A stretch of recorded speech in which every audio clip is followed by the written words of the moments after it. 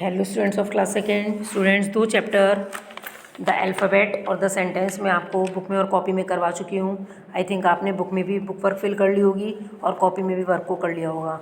तो चलिए अब हम चैप्टर 3 के कॉपी वर्क से मैं आपको आर्टिकल समझा चुकी हूँ। अब आपको इसकी बुक वर्क फिल करनी है और ये प्री मिड टर्म का लास्ट चैप्टर है। ठीक है बच्चों, ध्यान से ग्रामर पोर्शन को समझेंगे, पढ़ेंगे। चलिए अब ज़रा यहाँ पर देखते हैं हम चैप्टर नंबर 3 आर्टिकल्स।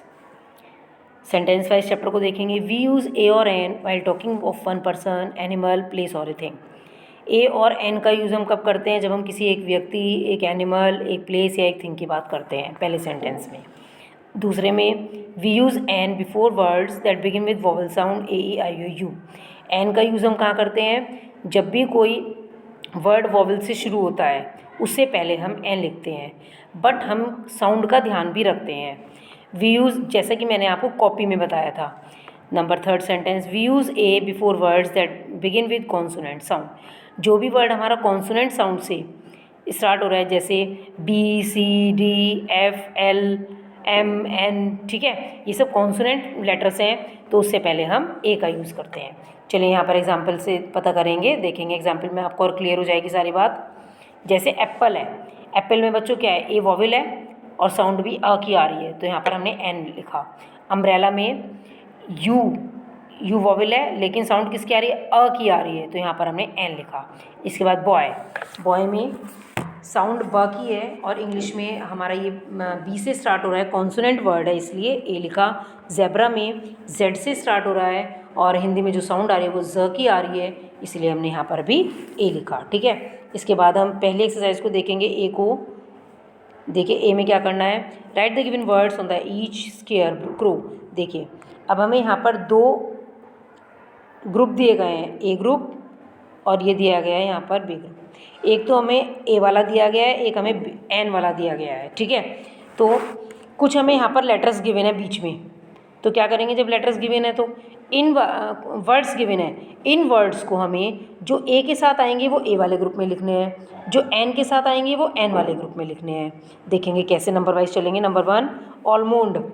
ऑलमोंड बोलते हैं बच्चों बादाम को, है ना। ऑलमोंड में ए ऐसे स्टार्ट हो रहा है, ये है ना। ऑलमोंड में ओ से स्टार्ट हो रहा है और ये किस तो ये कौन से वाले ग्रुप में आएगा?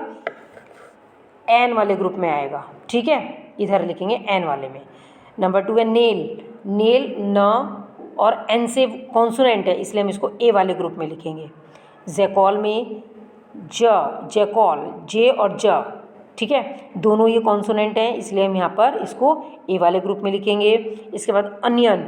अनियन में बच्चों अ और साउंड और वैसे इसमें वर्ड कौन सा है? ये पहला लेटर ओ वॉवेल है, तो इसलिए हम इसमें इसको एन वाले ग्रुप में लिखेंगे। इसके बाद गीज़र। गीज़र में ग और जी, ये दोनों कॉन्सोनेंट हैं, इसलिए हम यहाँ पर क्या लिखेंगे? इसको ए वाले ग्रुप में लिखेंगे। इसके बाद आइए बच्चों बीटल। बीटल में ब और बी, ये दोनों किस इंग्लिश में बी हमारा कॉन्सोनेंट है और हिंदी में ब हमारा ये स्वर है, स्वर नहीं है, ये व्यंजन है ब, तो इसलिए हम इसको ए वाले ग्रुप में लिखेंगे बीटल को। इसके बाद आइस क्यूब। आइस क्यूब में आई वॉवेल है, लेकिन वॉवेल होने के साथ साथ आ की साउंड आ रही है आइस क्यूब में। स्टार्टिंग देखिए आप, आ से स्टार्ट हो रही है आइस, तो इसलिए हम इसको एन वाले ग्रुप में लिखेंगे। इसके बाद कॉटेज में क से स्टार्ट हो रही है और ये हमारा कॉन्सोनेंट वर्ड भी है सी, इसलिए हमने इसको ए वाले ग्रुप में लिखा। इसके बाद ऑरेंज। ऑरेंज में आप देखेंगे ओ वॉवेल है और साउंड किससे स्टार्ट हो रही है? ओ से, तो इसलिए हम इसको एन वाले ग्रुप में लिखेंगे। इसके बाद अम्ब्रेला। अम्ब्रेला में यू वॉवेल है तो है, लेकिन अम्ब्रेला में अ से स्टार्ट हो रहा है और अ भी हमारा स्वर में आता है, इसलिए हमने इसको एन वाले ग्रुप में लिखा। इसके बाद पर्ल।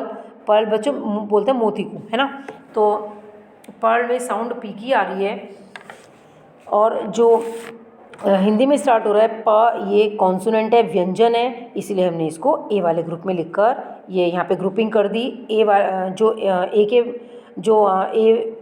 से के साथ लिखने वाले वर्ड्स से उनको ए के साथ लिखा और जो एन के साथ लिखने वाले वर्ड्स से उनको एन के साथ लिख के ए और एन पूरा कर दिया।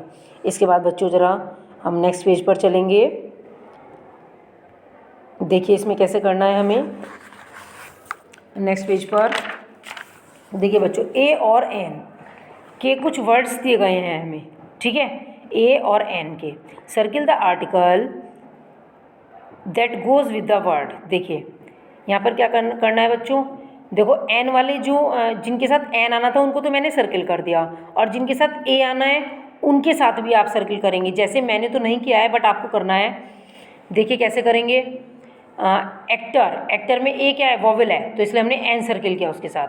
अब हेलमेट में क्या है, एच कॉन्सोनेंट है, तो इसमें आपको ए को सर्किल करना है, ठीक है। इंडियन में आई वॉवेल है, इसलिए हमने एन को सर्किल किया। इसके बाद अंडर नेट में एन कॉन्सोनेंट है, इसलिए हम यहाँ पर ए को सर्किल करेंगे। उसके बाद अंडर शर्ट में क्या है बच्चों, यहाँ पर यू वॉवेल है, लेकिन वॉवेल होने के साथ साउंड किसकी आ रही है, अ की, तो इसलिए हमने यहाँ पर एन को फिल किया, ठीक है। इसके बाद नेक्स्ट वाले उसमें देखेंगे लाइन में बच्चों, यहाँ पर आपको ये वाले भी फिल करने हैं, मैंने नहीं किए हैं लेकिन आपको करने हैं। इसके बाद कंट्री में सी, तो सी कॉन्सोनेंट है, इसलिए यहाँ पर एन को सर्किल करेंगे। इग्लू में आई वॉवेल है, और ई को भी स्वर में रखा गया, इसलिए हमने यहाँ पर एन को किया। इसके बाद नेक्स्ट है हमारा फार्म में हम किसको, एफ क्या है यहाँ पर कॉन्सोनेंट, और फ की साउंड आ रही है, ये हमारा व्यंजन है, इसलिए यहाँ पर हम ए को सर्किल करेंगे। इसके बाद इरेजर में ई वॉवेल है और साउंड ई की आ रही है, इसलिए एन को सर्किल किया। उसके बाद अंकल में यू वॉवेल है लेकिन साउंड अ की आ रही है, इसलिए हम यहाँ पर एन को फिल करेंगे। इसके बाद जरा यहाँ देखेंगे थर्ड लाइन में जर्मन में ज की साउंड आ रही है, इसलिए बच्चों हम यहाँ पर ए को सर्किल करेंगे, ठीक है। इसके बाद ऑफिस में ओ वॉवेल है और साउंड भी ओ की आ रही है, इसलिए एन को सर्किल किया है मैंने। इसके बाद आइए मशीन में म की साउंड आ रही है और एम कॉन्सोनेंट है, इसलिए ए को सर्किल करेंगे। इसके बाद टिकट में ट की साउंड आ रही है और ये टी कॉन्सोनेंट है, इसलिए यहाँ पर भी ए को सर्किल करेंगे। अमेरिकन में ए वॉवेल है और साउंड भी अ की आ रही है, इसलिए हमने यहाँ पर एन को सर्किल किया।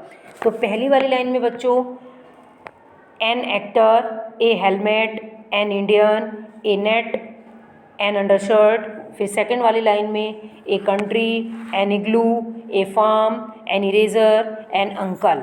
थर्ड लाइन में a German, an office, a machine, a ticket, an American.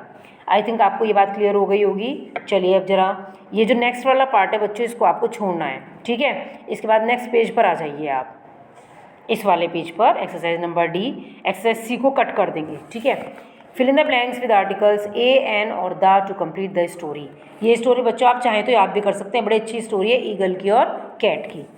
आपने सुनी भी होगी, आपको आती भी होगी। चलिए मैं भी आपको बता दूंगी, वैसे जब इंग्लिश टू हिंदी बताऊंगी। इसमें बच्चों आपको अभी तक हमने ए और एन की बात की चैप्टर में, अब हम यहाँ पर दा की भी बात करते हैं। और दा मैंने आपको कहाँ कहाँ बताया था, किन किन कंडीशंस में आता है दा का प्रयोग। एक तो हम पर्टिकुलर पर्सन प्लेस थिंग के बारे में करते हैं, और दूसरी बात दा का प्रयोग जब हम किस सेंटेंस में तिबारे किसी बात को करते हैं तब हम दा का यूज़ करते हैं। और एक बात और भी है, दा का यूज़ सुपरलेटिव डिग्री से पहले किया जाता है, जब सेंटेंस में कहीं भी पॉजिटिव, कंपैरेटिव और सुपरलेटिव 3 डिग्रीज को पढ़ने को मिलेंगी। जब आपको और अच्छे से समझाया जाएगा, जब सुपरलेटिव डिग्री होती है तब भी एडजेक्टिव, तब भी हम दा का यूज़ करते हैं। और कोई भी रिवर हो, आपकी कोई फेमस बुक हो, रिलीजियस बुक हो, या आपकी कोई बिल्डिंग हो जैसे लाल किला है और कुतुब मीनार है, रेड फोर्ट है, जामा मस्जिद है, कोई भी आपके ये हैं डायरेक्शंस वगैरह हैं, तो ये इन सबसे पहले भी क्या यूज़ करते हैं बच्चों, हम दा का यूज़ करते हैं। तो चलिए हम इसमें देखते हैं छोटी सी स्टोरी में। देयर वॉज ए कैट, एक बिल्ली थी। अब एक के लिए हम क्या यूज़ करते हैं, मैंने आपको बताया था चैप्टर में भी ए यूज़ करते हैं। The cat was on the tree. अब हम जिस बिल्ली की बात कर रहे हैं, जब हम एक बिल्ली की बात करें तो उसी बिल्ली की बात हम बार बार करेंगे, तो बार बार सेंटेंस में द का यूज़ करेंगे। The cat was on the tree, जो बिल्ली थी वो वाली जो बिल्ली थी वो बिल्ली एक पेड़ पर बैठी हुई थी, क्योंकि हम पर्टिकुलर पेड़ की बात कर रहे हैं इस वाले की, ठीक है। तो हम यहाँ पर द का यूज़ करेंगे। The cat saw an eagle, उस कैट ने एक ईगल को देखा। एक ईगल को देखा, कौन से ईगल को देखा हमें पता नहीं है, इस वाले ईगल को देखा। तो ईगल में ई क्या है यहाँ पर, वॉवेल है, इसलिए हमने यहाँ पर एन लगाया। The eagle saw the cat, उस ईगल ने उस बिल्ली को देखा, ठीक है। उसी ईगल ने, तो इसीलिए यहाँ पर द आया, क्योंकि हम उस ईगल की बात कर रहे हैं जिस ईगल को बिल्ली ने देखा था। ईगल सॉ द कैट, उस बिल्ली को देखा। The cat purred at the eagle, अब जो वो कैट थी वो बिल्ली की तरफ पर मारने लगी, है ना। PERT at the eagle, the eagle flew down, अब ईगल जो है वो गिर गई। एंड उस ईगल की बात चल रही है जिसको बिल्ली ने देखा था। And sat near the cat, और वो कैट के पास आके बैठ गई। The cat jumped at the eagle, जो वो बिल्ली थी वो ईगल के ऊपर कूद पड़ी। अब यहाँ पर ई वॉविल है, लेकिन हम उसी ईगल की बात कर रहे हैं, बार बार एन नहीं आएगा, इसलिए हमने यहाँ पर द को लिखा, क्योंकि पर्टिकुलर उस ईगल की बात चल रही है। The eagle quickly flu away, वो ईगल जल्दी से उड़ गई। तो उसी ईगल की बात चल रही है, इसलिए यहाँ पर ई वॉविल होने के बाद भी एन ना आकर द आएगा। तो आई थिंक बच्चों आपको समझ में आ गया होगा चैप्टर। ये आपकी बुक में लास्ट चैप्टर है बच्चों। तीनों चैप्टर सेंटेंस का, आर्टिकल्स का और अल्फ़ाबेट का बड़ा इंपॉर्टेंट चैप्टर है, आपको ध्यान से पढ़ना है, समझना है। Okay students, thank you and have a nice day.